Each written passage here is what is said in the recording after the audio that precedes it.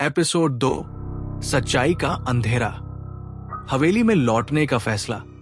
आदित्य और खुशी की शादी के बाद उनकी जिंदगी शांत लग रही थी, लेकिन हवेली में बीते अनुभव उनकी यादों में गहराई तक छा गए थे।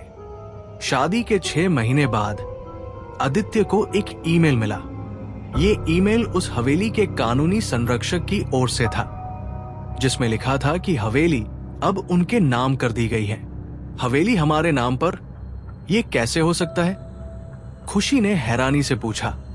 शायद वो अभिशप्त दुल्हन हमें अपना उत्तराधिकारी मानती है, आदित्य ने मजाक करते हुए कहा, लेकिन उसकी आवाज में हल्की झिझक थी। खुशी ने तुरंत विरोध किया। हम उस जगह वापस नहीं जा सकते।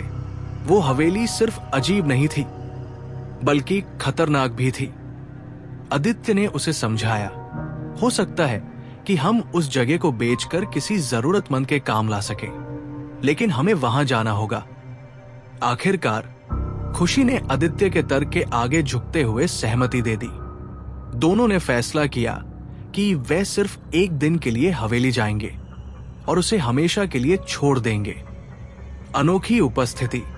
हवेली के पास पहुंचते ही दोनों के दिल में अजीब सी बेचैनी होने लगी। हवेली अब भी वैसी ही थी, भव्य, लेकिन एक अजीब चुप्पी में डूबी हुई। अंदर प्रवेश करते ही उन्हें वो पुराना मंडप दिखाई दिया जहां उनकी शादी हुई थी।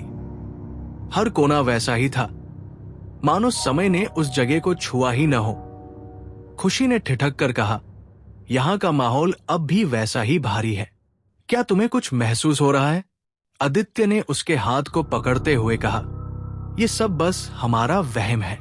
चलो जल्दी से काम निपटाकर वापस चलें। जैसे ही वे अंदर बढ़े, हवेली के मुख्य हॉल में एक महिला खड़ी दिखाई दी। वो लाल साड़ी में थी और उसकी आंखें इतनी गहरी थी कि उनमें झांकते ही डर का एहसास होता था। आप यहां क्या कर रही हैं? आदित्य ने साहस जुटाकर पूछा।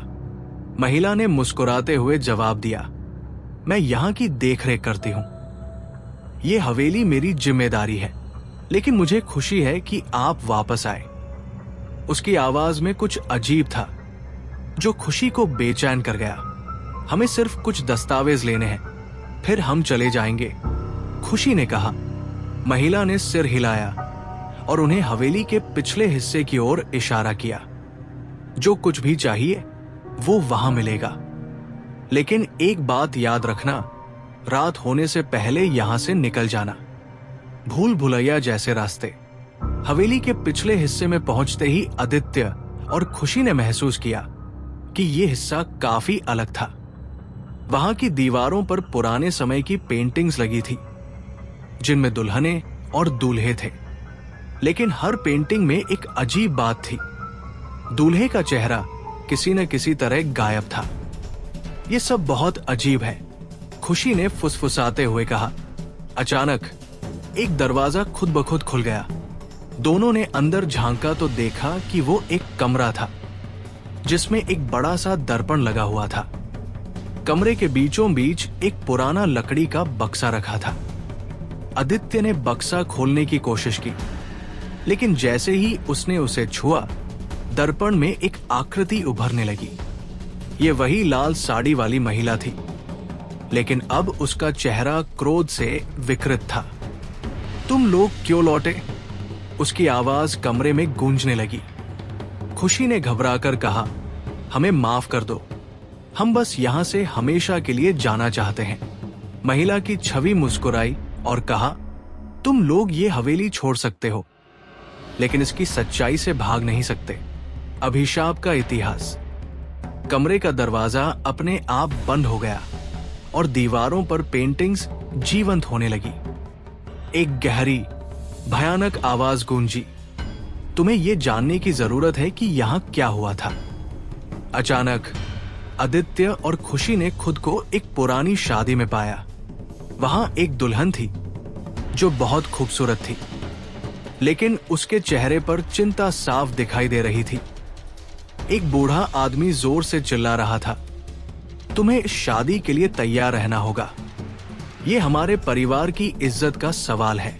दुल्हन ने रोते हुए जवाब दिया, लेकिन मैं उससे प्यार नहीं करती। ये दृश्य देखकर आदित्य और खुशी समझ गए कि ये वही महिला है जो अब इस हवेली की आत्मा बन चुकी है। अंधेरा गहराता है। सहसा आदित्य और खुशी उस कमरे में वापस आ गए। बक्सा अब खुल चुका था और उसमें एक पुरानी डायरी रखी हुई थी। आदित्य ने उसे उठाया और पढ़ना शुरू किया। ये डायरी उसी दुल्हन की थी। डायरी में लिखा था, मैंने कभी नहीं चाहा कि मेरी शादी इस आदमी से हो।